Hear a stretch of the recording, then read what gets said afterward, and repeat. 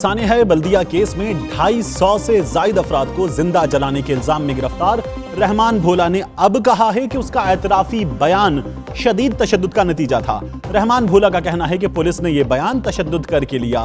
बल्दिया factory case सांप सीढ़ी का खेल बनकर रह गया है। 250 से जायद अफराद को जिंदा जलाने के इल्जाम में गिरफ्तार वाकई के मरकजी मुलजिम रहमान उर्फ भोला का नया बयान सामने आया है। अदालत में पेशी के बाद एक सवाल पर मुलजिम का कहना था कि जुडिशल मजिस्ट्रेट के सामने ज़ाब्ता फौजदारी की दफा 164 का एतराफी बयान शदीद दबाव के बायस दिया था। जेल हुक्काम ने अब्दुर्रहमान उर्फ भोला और जुबैर उर्फ चरिया को अदालत में पेश किया।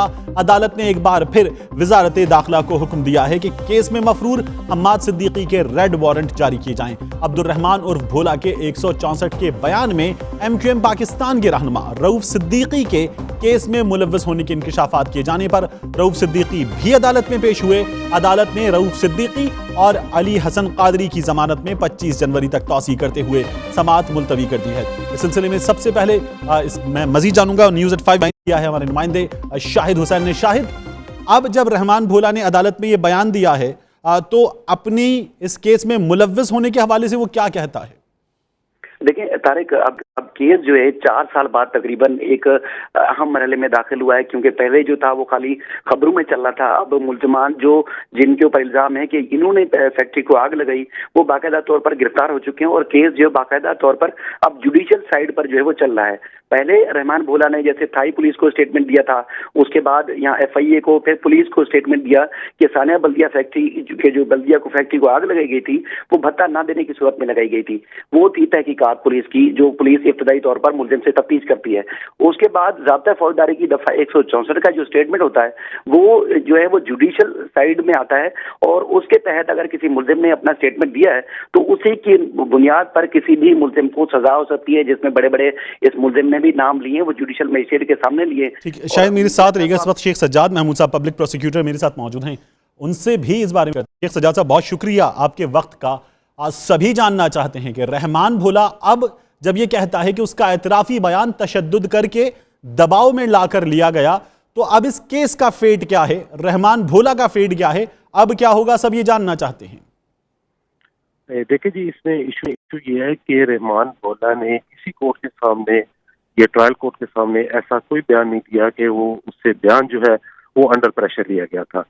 तो ये असल में आप उस में देखें तो फुटेज में, तो ये सिर्फ वो जब उसको ले जाया जा रहा तो रास्ते में किसी सहाफी ने उससे पूछा तो उसने राह चलते हुए ये बयान दिया। अब इस तरह का जो स्टेटमेंट है इसका कानूनी तौर पर कोई हैसियत नहीं है। ना उसने कोर्ट में कोई स्टेटमेंट दिया, बल्कि कोर्ट में वो खामोशी से खड़ा रहा और ना ही कोर्ट ने उससे कोई सवाल किया और डेट के बाद वो बाहर चला गया। अब इस तरह का जो बयान राह जाते हुए शेख सज्जाद साहब, अगर लोग ये जानना चाहते हैं, अगर रहमान भोला, जैसे आप बता रहे हैं कि अदालत में नहीं हुआ ये, रहमान भोला अदालत में ये कहता है कि उससे बयान तशद्दुद करके लिया गया, ऐसा माजी में भी हुआ है, सईद भरम के मामले में भी हुआ, दीगर मामलात में भी हुआ, अगर ऐसा अदालत में होता है तो फिर उस बयान की जो चालान में पेश किया गया, उस बयान की जिसे 164 का बयान कह रहे हैं, उसकी हैसियत क्या रह जाती है? देखिए, उसमें यह है कि जब वो कोर्ट में उस पर चार्ज फ्रेम होगा, उसको चार्ज पढ़ के सुनाया जाएगा और उसमें अगर वो ये कहता है जी कि उसने ऐसा कोई स्टेटमेंट जो है वो नहीं दिया, तो उस सूरत में उसमें इसको 164 कानूनी तौर पर हम इसको ये कहते हैं कि ये तायदी शहादत है। इटसेल्फ ये शहादत नहीं है, इसको हम तायदी शहादत के तौर पर कोर्ट में पेश करेंगे, क्योंकि इसके रहमान भोला के इसके 164 के अलावा भी हमारे पास काफी इसमें एविडेंस मौजूद है जिसमें ये उसका मुलव्वस होना साबित है। तो ये 164 जो उसका मजिस्ट्रेट साहब के पास हुआ, ये सिर्फ एक तायदी शहादत के तौर पर इसको जो है ना कोर्ट पड़ेगी, कानूनी तौर पर ऐसे है। ये फरमाइए, ये भी लोग जानना चाहते हैं कि जब 164 का बयान मजिस्ट्रेट के सामने हो गया तब इसकी सजा की अपील क्यों नहीं की गई? देखिए, इसमें ये है, तरीकाकार ये है कि चालान जो है कोर्ट में उस वक्त भी ज़ेर समाअत था, तो जो जुडिशियल मजिस्ट्रेट है कानून के मुताबिक 164 का जो कन्फेशन स्टेटमेंट है ये उनके पास होता है। तो इसमें JM जो जुडिशियल मजिस्ट्रेट जिन्होंने 164 का उल्लंघन किया, उनको सजा देने का कोई इख्तियार नहीं है। ये दौरान तफ्तीश उसका बयान जो है 164 का उल्लंघन हुआ, जिसके बाद उसको जेल भेज दिया गया। अच्छा, अभी शाहिद हुसैन हमें बता रहे हैं कोर्ट उनकी बीट है और वो ये मामलात रिपोर्ट करते रहते हैं। शायद 164 के बयान के बाद, एतराफी बयान के बाद सजा होने की नजीर हमारे सामने नहीं है। नहीं, बिल्कुल तारिक, जैसे शेख साजिद साहब कह रहे हैं, बात ये है कि जो 164 है, वो जो मुल्जिम ने वहाँ जज के सामने, जुडिशियल मजिस्ट्रेट के सामने एतराफ़ किया, उसके बाद यही वाला बयान अगर ट्रायल कोर्ट में एटीसी में बोला, जज के सामने अगर मुकर जाता है, ये वाली मीडिया के जो सामने जो स्टेटमेंट होता है उसकी तो कोई हैसियत नहीं है, जैसे साजिद साहब कह रहे हैं। लेकिन जो जज के सामने अपने उस एतराफ़ी बयान से मुकर जाता है, तो उस वक्त प्रोसिक्यूशन का जो काम है वो बढ़ जाएगा। क्योंकि साजिद साहब तो यही कह रहे हैं, जैसे इनके पास इस स्टेटमेंट के हवाले के बाद और भी काफी सारे शवाहिद मौजूद हैं। जो फैक्ट्री को आग लगाई गई थी वो भत्ता ना देने के ऊपर लगाई गई थी, क्योंकि इसी स्टेटमेंट की बुनियाद पर इससे पहले जो था वो सोलह मिर्जा को फांसी हो चुकी है। इससे पहले भी बहुत सारे ऐसे मुल्जमान हैं जिनको इसी 164 के तहत ये वो सजा होती रही है। और अगर ये प्रोसिक्यूशन जो मुल्जिम ने जुडिशियल मजिस्ट्रेट के सामने एतराज किया था, वही वाली चाहते हैं शवाहिद अगर ट्रायल कोर्ट में एटीसी में रहमान भोला के मुकर जाने के बावजूद भी पेश की जाती हैं, तो इस मुल्जिम के साथ साथ जो दीगर मुल्जिमान हैं जिनके नाम सामने है, हमाद सदीकी या जुबैर सरिया दूसरे, उन तमाम को जो है वो शवाहिद सामने आने के बाद अगर जुर्म साबित होता है तो सजा हो सकती है।